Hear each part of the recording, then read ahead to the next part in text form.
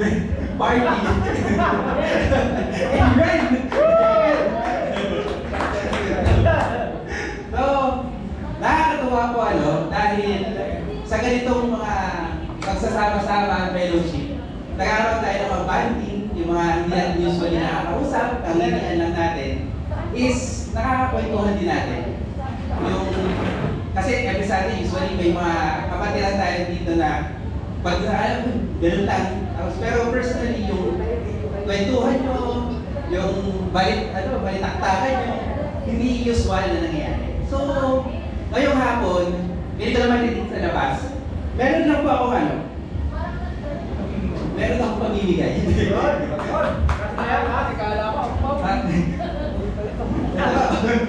So, ngayong hapon, pakinig po ang lahat, meron na po akong general rules.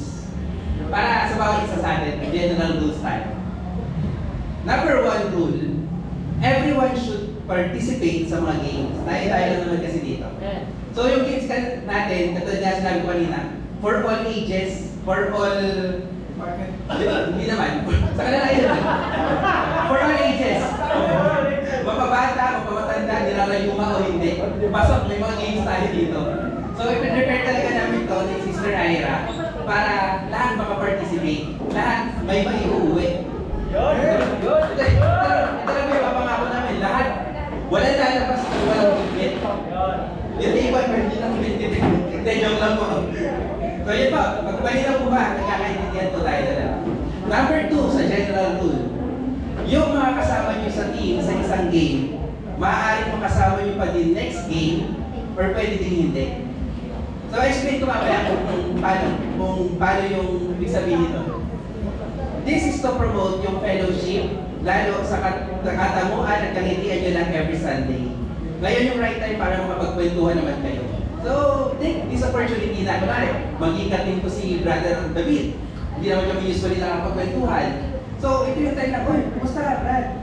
Ako nga pala si ganito, ikaw pala si ganito. So, let's promote yung fellowship. Para pagdating natin ng 2025, yung band natin is bonggang-bongga. So, amen po ba doon? Amen. So, general rule number 3. Kailangan sports lang. So, hindi naman to Olympics na gold medal yung premyo. May mananalo at hindi. Pero, promise ko sa inyo, wala kang puuwi na walang bitbit. Ako po talaga sa Kuya Will. Bigyan na dyan yan. So, yan. Last general rule. Be attentive. So, ano po yung last general rule? Be attentive. Yun. Salamat po sa mga attentive. So, last general rule, be attentive. Ito yung major rule natin ngayong hapon. Kailangan always alert, lalo na sa mga instructions. Tsaka tandaan, mahilig ako magkwento. So, start na po tayo. Mahilig ako magkwento. May pasagot ka. May pasagot ka doon. Nagandaan ko to. 365 days. Ito ba? So, ito, magsimula ako sa kwento. So, kanina po, bayan kumakain tayong lahat, bayan nung inaayos po namin yung mga upuan natin. So, sinay ko, mukhang okay naman yung mga pwesto, okay naman yung mga table, okay naman yung mga inupuan nyo. So, komportable naman po kayo lahat? Komportable pa sa mga inupuan? Sure na po kayo? Pero, magbibigay pa ako ng 5 seconds. Kung gusto nyo pa magpalit or lumipat ng upuan, mabibilang po ako 5 seconds kung gusto magpalit. Pero kung okay na, sige. 1,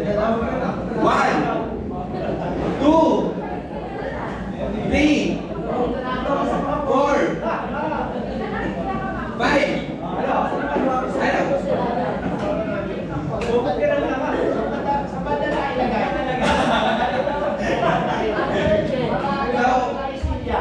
Okay na po ba lahat? Okay na. Komportable na? May tukso ng dugo na po ba sa mga upuan nyo? Yes. Parang may makakapa ako dito.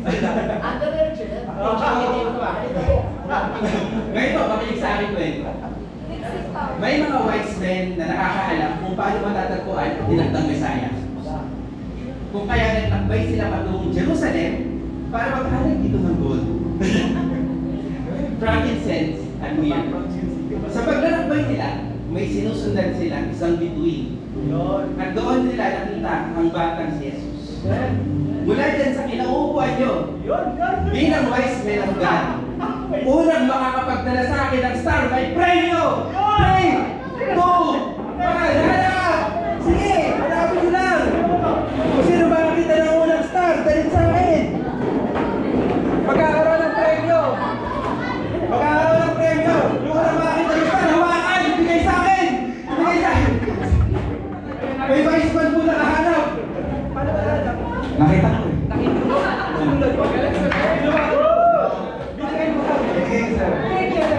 Ayun! Oh?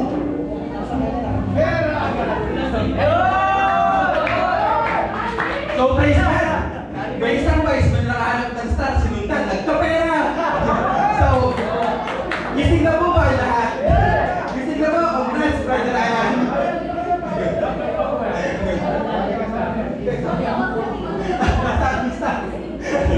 Makinig po lahat. Di attentive ka lang. So yan. So sabi po sa fourth rule, be attentive. So, hindi naman po sinabi na nasa ilalim ng upuan, nasa ilalim ng table.